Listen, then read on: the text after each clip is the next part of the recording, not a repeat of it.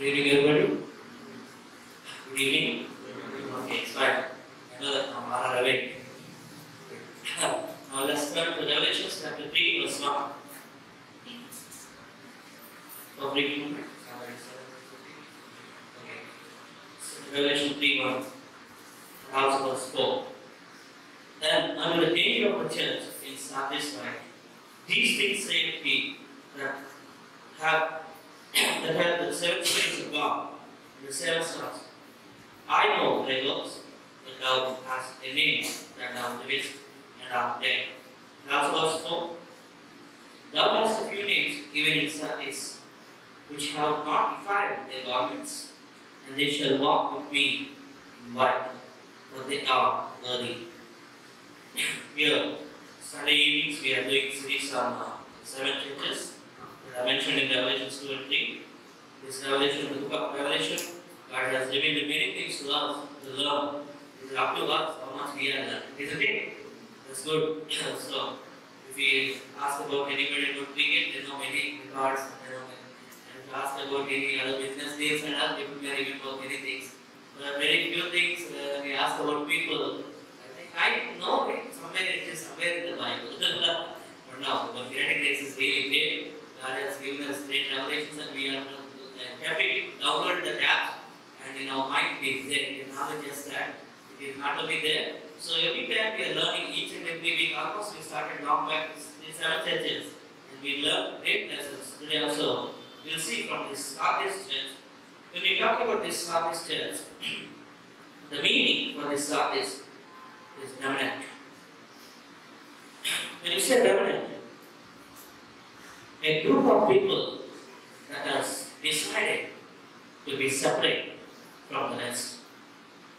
A group of people that have decided to be separate from the rest, or from the defilement between many ones. So here, this is the church in Sardis. Why it is being given name Sardis? Because this is a huge place, little towns around, many towns are surrounded by these locations. Couple of areas is called Sardis. God gave this name also to this church, specifically Sardis, because they are the remnant people who are decided to accept Christ in their life. Because till that time, they just followed what the religion has taught them, or what their forefathers had shown them the ways. But at one point of time, they have learned, they heard about the living God, and they have received. Now they are part of Christ. That's why they are remnant now. Praise God for it.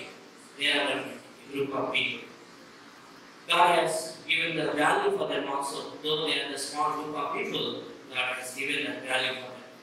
But even though they are remnant, again, among them again, God is bringing some kind of division.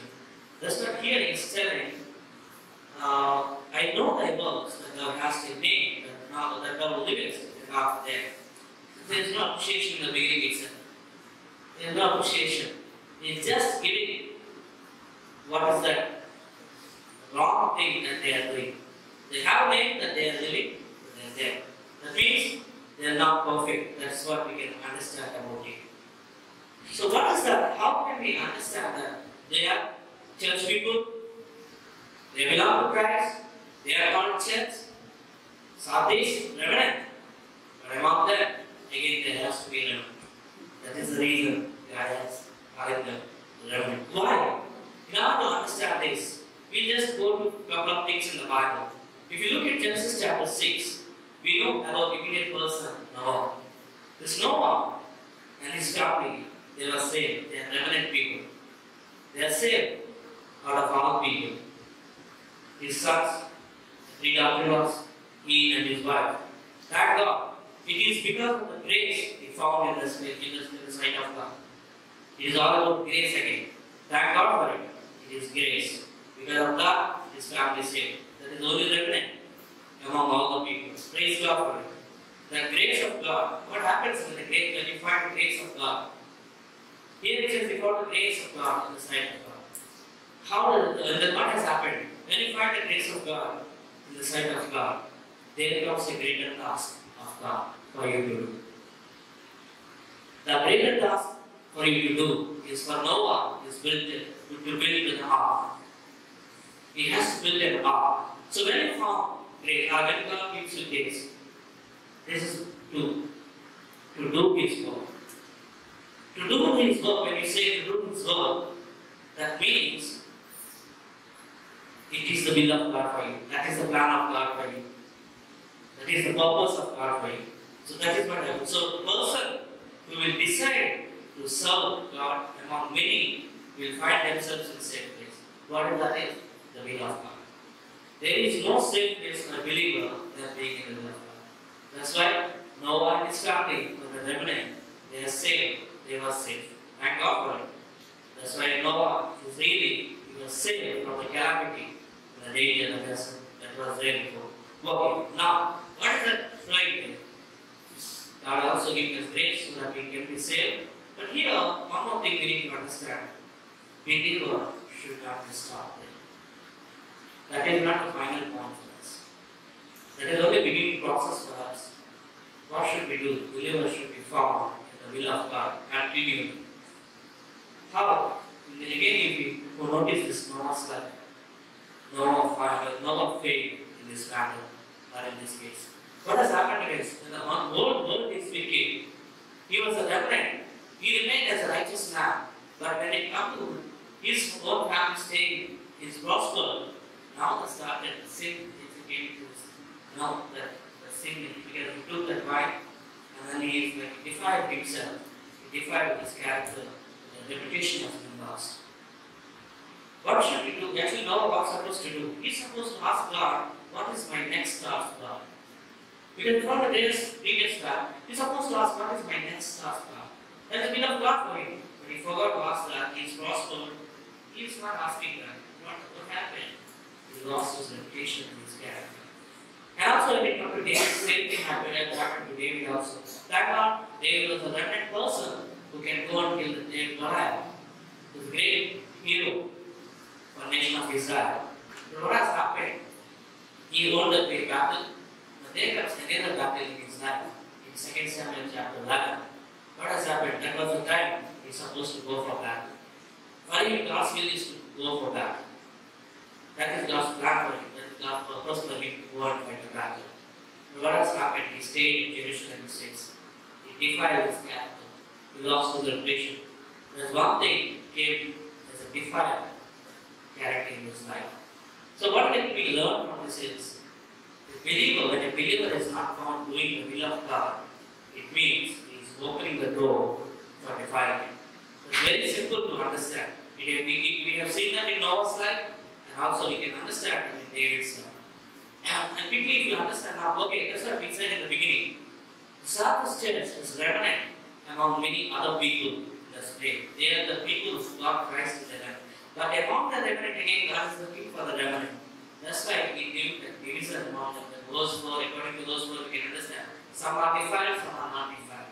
So, if you see other side of this again now, we need to have extra remnant people. That are one. We look at another two people again, Joshua and Caleb. They are the people, they are the remnant among remnant. Rest of Israel, the remnant people among all the nations for God. But among them, again, God is looking for the remnant. That is Joshua and Caleb family. They are the people, they have reached the promised land because they have been found doing the will of God. They keep on asking God, what is my next task? They are asking, they finding grace, there is the grace of the Lord God. That's how they went and they reached that point. So they believe, what the ultimate means, they believe the promise of God. They had strong convictions about their God. They had strong belief system about their word, what God has taught them.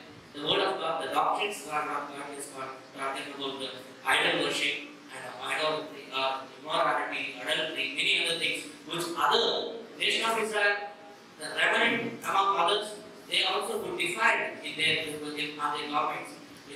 But when it comes to these people, Joshua and Caleb, they've been away. They were the remnant among them. So they did not get defined by the sin or unbelief or immorality or adultery. They just believed in the promises of God. And when they hold on to the doctrines of God, they had strong belief system and a conviction. And they went out, they reached the promise. What happened there is, that's why their names are still remain in their list where they have to find their land. But other people's names are written, it is in the deed, but it's not there when it comes to the promised land. They are not there. The family members are after that move on, the next generations are there. Their names are not found in the list to give them the promised land, the portion what they are supposed to receive. This is what can happen. When we live the defiled life, even though we can't remain, but again God is looking for the remnant among the remnant, so that God can really appreciate us, and He can He can give a promise what is mentioned. Here is verse 4 in Revelation chapter 3, verse 4 very clearly said, Thou hast a few names in the service which have not defiled their garments, and they shall walk with me in white. So they are worthy. You are called worthy person. You are worthy. Can you believe it? You will be called. God is calling you. You are a worthy person. And God is calling you worthy. Then my garments are magnified. How the garments can be defined? They can be two ways. One, when my body is not cleansed, when it has a wounds inside, and when I put some new shirt, washed shirt and the stains can be seen through that shirt, right? So, same thing, when my flesh is not cleansed by the word of God, when my thoughts, the sinful thoughts, my flesh is not crucified, then the defilement can be seen in the God. That is one way from within. But other side, how can the garments can be defiled? When you are going on your way, the dust will fall on you, or some other things fall on you. That also can be seen as a defiled garment. What is that? When you receive the demonic projections and satanic thoughts, or when you are open door for the wrong doctrines, and then you allow them, that can make as a state of dirty garment. That is called defiled garment. What is the solution for it? Here it said, verse 1, it said, so we said here now, we are not just supposed to be revenant, but we are just beyond that. We have to be revenant among the revenant. So what is the solution if you are defined a person, if your garment is defined? What the answer? Here the answer is to receive the voice of the seven spirits. Here 3:1 it says, these things say ye, that the seven spirits of God. What is seven spirits of God saying? What is it? The next the answer for it is Isaiah 11 verse 2. It says the spirit of the seven spirits are mentioned. Isaiah 11 verse 2. What is the spirit of the Lord? So you need to hear the word, the voice of the spirit of the Lord, not the devil. And the second one is the spirit of the wisdom. We need to hear the spirit of the wisdom, not the foolishness. So that your garments will not be defiled. And we need to another spirit, the spirit of understanding, not to become dumb. And another spirit is the spirit of counsel, not the self or not anyone else. Counsel of God. And the other one is the spirit of mind, not the weak. Another one is the spirit of knowledge, not to be ignorant. If you are ignorant of the truth, we cannot be the person who can go on to take the promises and we can achieve our promise. Another one is we need to have the last one, the spirit of the Lord, the fear of the God, the spirit of fear of the Lord. Many people fail in this case. They don't have fear of God. The rebellions are disobeying the promise of God or the word of God. That's where they can see other side. Those gospel persons say, oh my God, we cannot achieve. Hey, come on, we have promise of God. We can receive the mind of God. And we can receive the connection from the seven spirits, the voice of the seven spirits. And we can be the persons who cannot be defined our garments, but we can have garments which is right and glorious, so that God can use us mightily.